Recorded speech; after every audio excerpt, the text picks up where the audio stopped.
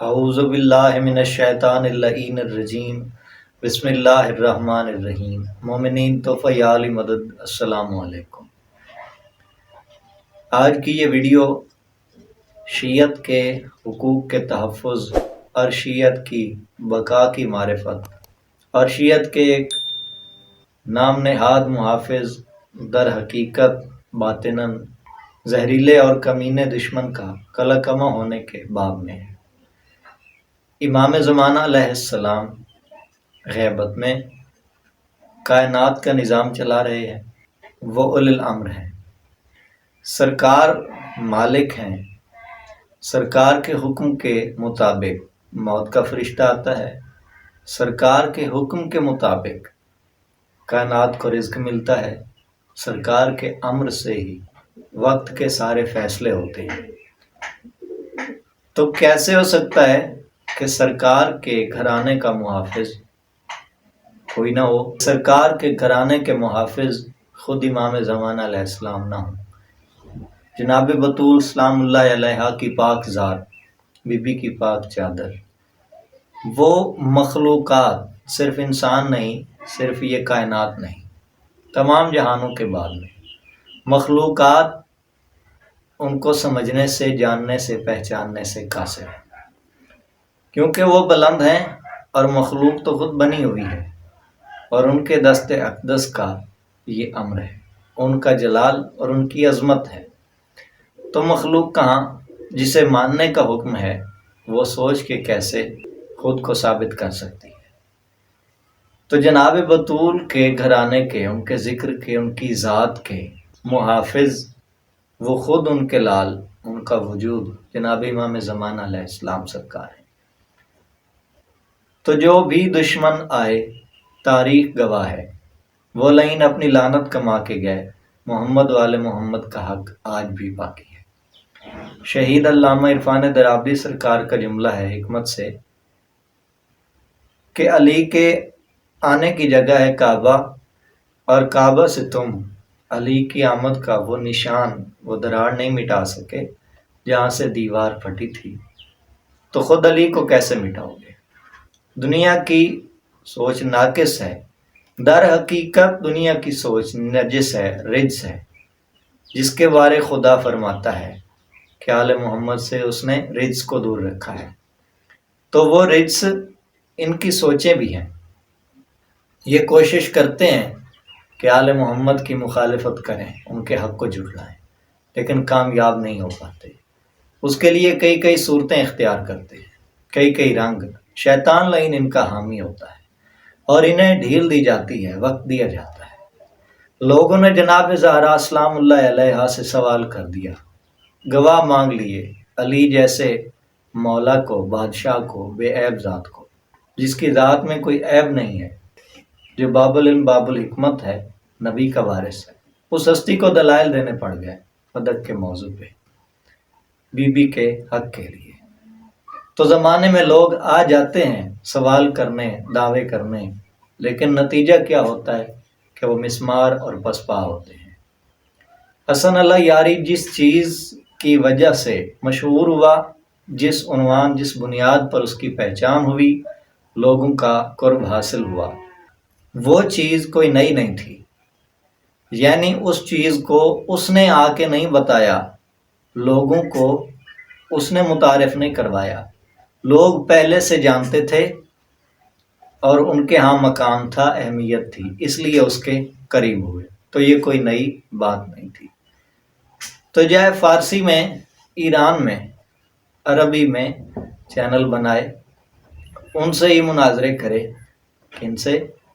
غیر شیعہ سے، یا شیعوں میں تقلیدیوں سے۔ اردو ہی کیوں؟ مسئلہ یہ ہے کہ کائنات میں ہندوستان حسین نے چنا تھا، اور اس عالم میں بھی ہندوستان ہی ہے کہ جس کے شیعہ اس جھوٹی تقلید سے بھی ٹکراتے ہیں، اور فدق میں بھی بطول کے حامی ہیں۔ یہاں پر ہی پارا چنار میں لوگوں کے سر شیعہ ہونے کی وجہ سے نعرہ تکبیر کہہ کر تن سے جدا کیے جاتے ہیں۔ یہاں کوئی شیعہ اپنی ریاست کے لیے، سیاست کے لیے ایسی کسی بات کے لیے نہیں لڑتا۔ یہاں دنیا کے لیے لڑائیوں کے لیے لوگ ہیں ہی نہیں، یہاں صرف عزاداری کرتے ہیں۔ تو شیعت میں یہ پریشانی پیدا کرنی چاہی اس ایک شخص نے، اللہ یاری نے، جس کے لیے اس نے پہلے ان پر روب جمایا، مخالفین پر، غیروں پر۔ اور وہ تو ایسے ہیں کہ وہ خود سے بھی مناظرہ نہیں کر سکتے۔ ایک باب علم کا ہے، دوسرا جہل کا۔ ایک علم والی دنیا ہے، دوسری جہالت والی۔ وہ جی ہی جہالت والی دنیا میں رہے ہیں، علم سے تو ان کا واسطہ ہی نہیں۔ قانون خدا، قانون علم و حکمت، قانون نبوت و امامت، وہ تو ادھر لیا ہی نہیں گیا۔ یعنی جس صنف میں وہ جی رہے ہیں وہاں ہے ہی جہالت۔ تو ان سے مناظرہ کرنا، مقابلہ کرنا، وہ کوئی اتنی بڑی بات نہیں۔ اور ایک مناظر یہی نہیں آیا، ملک پاکستان میں اب بھی مناظر ہیں، اور اس سے پہلے بھی تاریخ رقم ہے مولوی اسماعیل مرحوم کہ ان کے مقابل میں کوئی بندہ نہیں ملتا تھا۔ ہائی کورٹ میں، سپریم کورٹ میں مناظرے ہو رہے ہیں۔ اور وہ دور تھا کہ جب دہشت گردی اپنی پیک پر تھی، تنظیمیں، انجمنیں یوں بنائی گئی تھیں، اور اس ہستی نے جس کی ڈیوٹی جناب بطول کی ذات سے لگی تھی، اس نے نوکری کی، بی کی، اور شیعت پھیلی، تبلیغ ہوئی۔ اور فیصلہ یہ تھا کہ حق و باطل جدا جدا ہوں۔ اس کے بعد بھی آئے، ہمارے پاس شہداء ہیں، مناظرین، شہداء، علماء سب ہیں۔ اس ایک بندے نے جب دعویٰ کیا شیعت کے اندرونی معاملات میں اور توہین کی، ولایت علی کی، سیدانی کی، یعنی ذریت رسول، ذریت علی و بطول کی، ان کے عقد کی، تو وہاں اسے تماچا لگا۔ یہ مناظرہ ہارا، صم بکم عمی فہم لا یرجعون بن کے بیٹھا۔ لا یرجعون قرآن نے کہہ دیا کہ لوٹ کر نہیں آئیں گے، تو اس نے کیسے لوٹ کر آنا تھا ہار جانے کے بعد بھی۔ اب مناظرہ ایک ایسی چیز ہے کہ جو نہ بند کمرے میں ہو سکتا ہے اور نہ ہی لائیو اب اس کا پلیٹ فارم رہا ہے۔ میں اگر ویڈیو دیتا ہوں تو نیچے لوگ کمنٹ کر دیتے ہیں کہ آپ کے جواب میں ہم کمنٹ دیتے ہیں، آپ کمنٹ ڈیلیٹ کر دیتے ہیں، جھوٹوں پر خدا کی لعنت۔ ماں سوائے گالی کے کوئی کمنٹ ہم نے ڈیلیٹ نہیں کیا۔ تو ایسی باتوں کا اب کیا جواب ہوتا ہے کہ کوئی کچھ بھی کہہ دے، اسے روکنے والا نہیں۔ جب وہ مناظرہ ہوا تو اس کے بعد یہ ڈھیٹ بن گیا، ہارا ہے لیکن منہ پہ مال لی، اور پھر آگے چل پڑا۔ پھر وہی پرانی بات، پرانے لوگ اسے مل گئے، پرانے مناظرے ہونے لگے۔ اس کا مطلب لائیو وہ خاص طور پر کوئی مقام نہیں رہا، اس کی کوئی حیثیت نہیں تھی۔ آن لائن سے ہٹ کر آف لائن اسے جب مناظرے کی دعوت دی گئی نیو یارک میں، تو وہ تشریف لانے سے قاصر رہا، کیونکہ جب آف لائن آمنے سامنے بیٹھ کے، اور نظرا آمنے سامنے ہوں، ایسا ہی قانون ہے، آمنے سامنے بیٹھے ہوں اور وہاں فیصلہ ہو، کمرے میں بیٹھ کے مناظرہ جیتوں میں، باہر جا کے آپ کہہ دو نہیں میں جیت گیا ہوں، کیا فیصلہ ہوا؟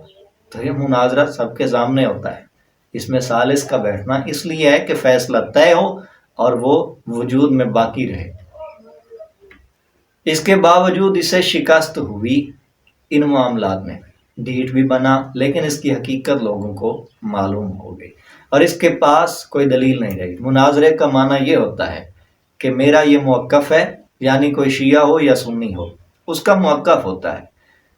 تو بات یہ ہوتی ہے کہ ہم شیعہ ہیں، ہم اس کے موقف کو باطل ثابت کریں گے، مناظرے میں اسے ہرائیں گے۔ اس کے بعد یہ طے ہوگا کہ اسے شیعت ہی تسلیم کرنی پڑے گی۔ اسے ایک مسئلے کی بحث نہیں ہوتی، صرف موقف کی ہوتی ہے۔ اس موقف میں یہ جو دعوے کرتا تھا لے آؤ سب مناظرے کرنے آؤ، ان کی تو بات ہی الگ ہے، وہ بحث ہی نہیں، وہ مسئلہ ہی نہیں، غیروں کی، وہ تو گئے۔ جب اس بات پہ آئے تو اس نے وہی روب جھاڑا کہ لے آؤ، یعنی ایک بندے نے دنیا میں اٹھ کے دعویٰ کر دیا کہ میرا مقابل لاؤ، میری بات کا، میرے سوال کا، میرے موقف کا جواب لاؤ، تو اسے جواب دے دیا گیا۔ وہ اس موقف میں جھوٹا اور ناکام ثابت ہوا، تو اس کے بعد اسے اس بات کو چھوڑ کے دوسرے کے موقف کو اپنانا تھا، جس سے یہ فرار ہوا۔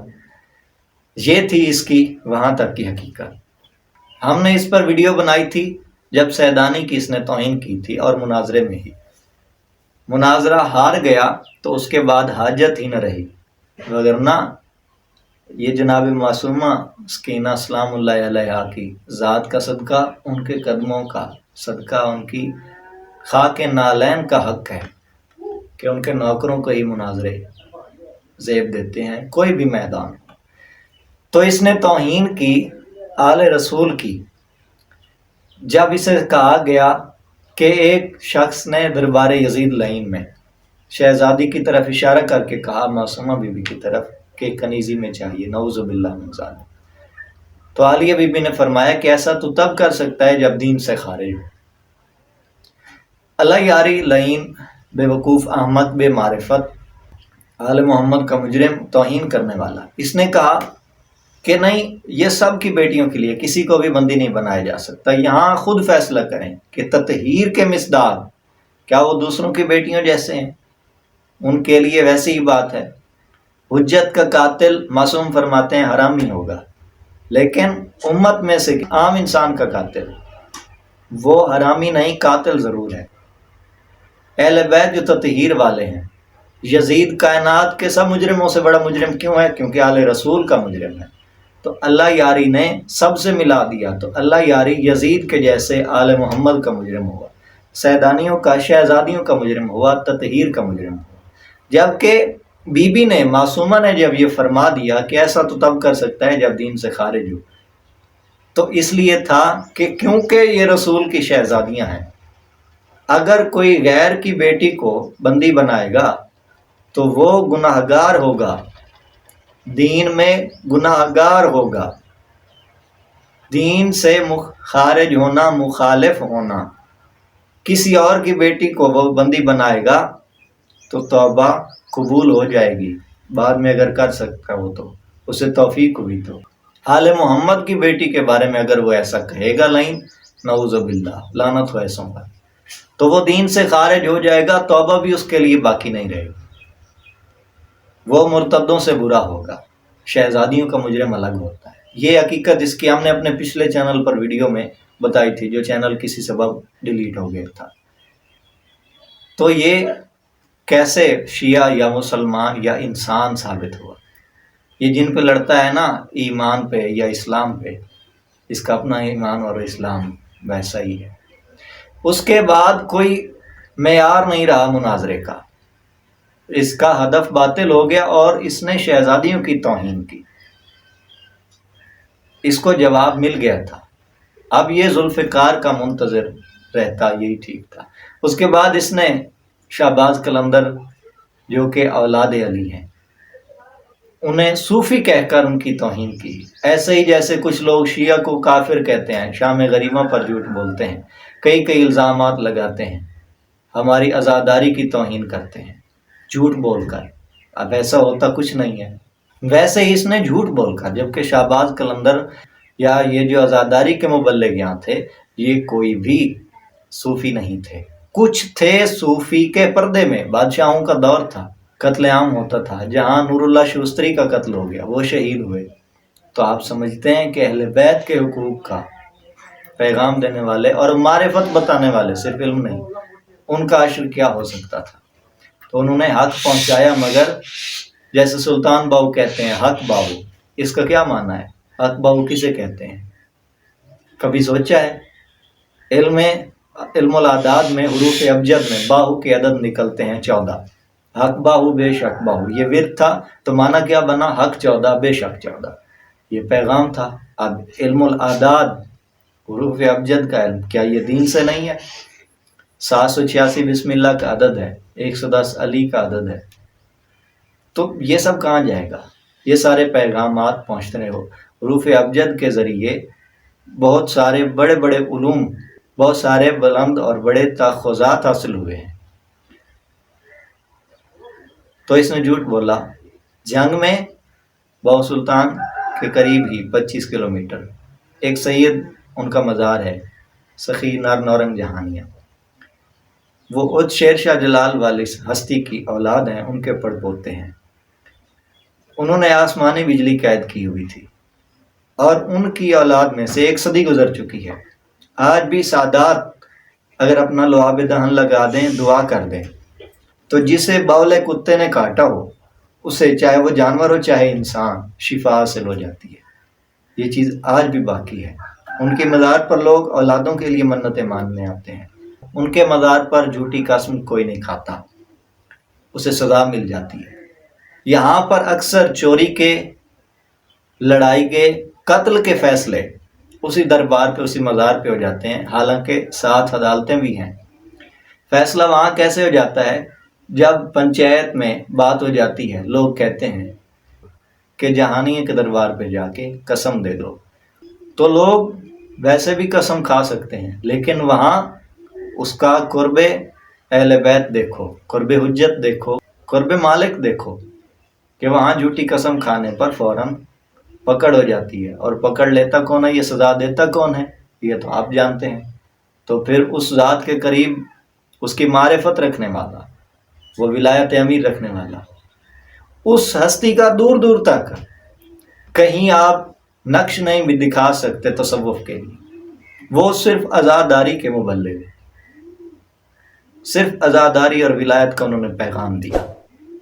اور شیر شاہ جلال سرکار ایسے، شاہ شمس ایسے، شہباز قلندر ایسے، تاریخ کو جھٹلانا، جھوٹ بولنا، یہ آل محمد کے دشمنوں کا وتیرہ ہے۔ یہ پرانے زر خرید راوی ہیں، ہم انہیں جانتے ہیں۔ تو اس ہستی کے بارے میں کیا کہیں گے؟ اس کے علاوہ دلائل قرآنی اور حدیثوں سے، نص معصوم سے بہت سارے ہیں، وہ عن قریب ہم اس موضوع پہ بھی گزارش کریں گے۔ ان کی توہین، اس کے بعد جناب امیر مختار، ان کی توہین، ان کے بعد اب بات آپ پہنچی ہے امام حسن علیہ السلام اور امام سجاد کی توہین۔ تعین نے یہ کہا ہے کہ امام حسن علیہ السلام نے نعوذ باللہ معاویہ کی بیعت کی تھی، نعوذ باللہ ثم نعوذ باللہ۔ حجت معصوم غیر معصوم کی بیعت نہیں کر سکتے۔ ید اللہ فوق ایدیہم، اللہ کا ہاتھ ہے ان کے ہاتھوں کے اوپر، رسول اللہ کے ہاتھ کو کہا۔ ہادی کبھی غیر کی بیعت نہیں کر سکتا، حجت بیعت نہیں کر سکتا۔ حجت کی شہادت ہو سکتی ہے۔ امام حسین علیہ السلام جب مدینہ چھوڑنے لگے، جناب ام سلمہ نے فرمایا کہ عراق مت جانا، باقی کہیں بھی چلے جانا، تو سرکار نے فرمایا اپنے قاتل کو بھی پہچانتا ہوں، اپنے قتل کی، اپنی شہادت کی جگہ کو بھی پہچانتا ہوں، یہ مجھے کہیں اور نہیں ماریں گے کسی صورت میں، مجھے وہیں شہید کیا جائے گا۔ اور وہ مٹی دی، خاک شفا، کہ جب یہ سرخ ہو جائے تو سمجھ لینا حسین شہید ہو گئے۔ اس کا مطلب حجت کی شہادت کا وقت مقرر ہے۔ تو حسن علیہ السلام شہادت کے، قتل کے ڈر سے بیعت کر ہی نہیں سکتے، کیونکہ حسن علیہ السلام کی شہادت وہاں طے ہی نہیں تھی، وہ قتل کر ہی نہیں سکتا تھا۔ نص معصوم امام حسین علیہ السلام کا کلام موجود ہے۔ حجت کو وہیں شہید کیا جانا تھا جہاں حجت جانتے ہیں، کہیں اور وہ شہید کر ہی نہیں سکتے۔ تو یہ تو باطل ہوا، ویسے ہی تمہارا خیال، دلیل باطل ہوئی۔ اور معصوم کسی کی بیعت نہیں کر سکتے، تطہیر کے خلاف ہے۔ ولی کائنات کا مالک ہے، کچھ بھی ہو سکتا ہے، ولی کسی کی بیعت نہیں کر سکتا۔ ان کی بیعت ہونی ہے، وہ کسی کے بیعت نہیں کر سکتے۔ اگر وہ بیعت کر دیں تو پھر تو سارا دین چلا گیا۔ یہ دین ہے اس بندے کا، عقل سے فارغ ہے، علم تو بہت بعد کی بات ہے۔ خیر، امام حسن علیہ السلام کی توہین ہوئی، معصوم غیر معصوم کی بیعت نہیں کر سکتے۔ امام حسین علیہ السلام نے فرمایا لا یبایع مثلی بمثلہ، مجھ جیسا اس جیسے کی بیعت نہیں کرے گا۔ اب حسن کیا حسین کی مثل نہیں ہے؟ امام سجاد کیا حسین کی مثل نہیں ہے؟ تو جب حسین نے اس کی بیعت نہیں کی تو اس جیسے کی بیعت امام حسن علیہ السلام نہیں کر سکتے۔ وہ عام اور یہ خاص، وہ بنی امیہ، یہ بنی ہاشم آل محمد، یہ بیعت نہیں کر سکتے۔ اور امام سجاد علیہ السلام وہ مثل حسین ہیں، وہ یزید کی بیعت نہیں کر سکتے۔ تو یہ اس کی حقیقت ہے، یہ اس کا معیار ہے، تو اس پر لعنت ہے، اور کیا کہہ سکتے ہیں۔ یہ اس کا نطفے سے اس کے ٹھکانے تک کا سارا ملاحظہ تھا، یہ اس کی حقیقت کا بیان۔ السلام علیکم۔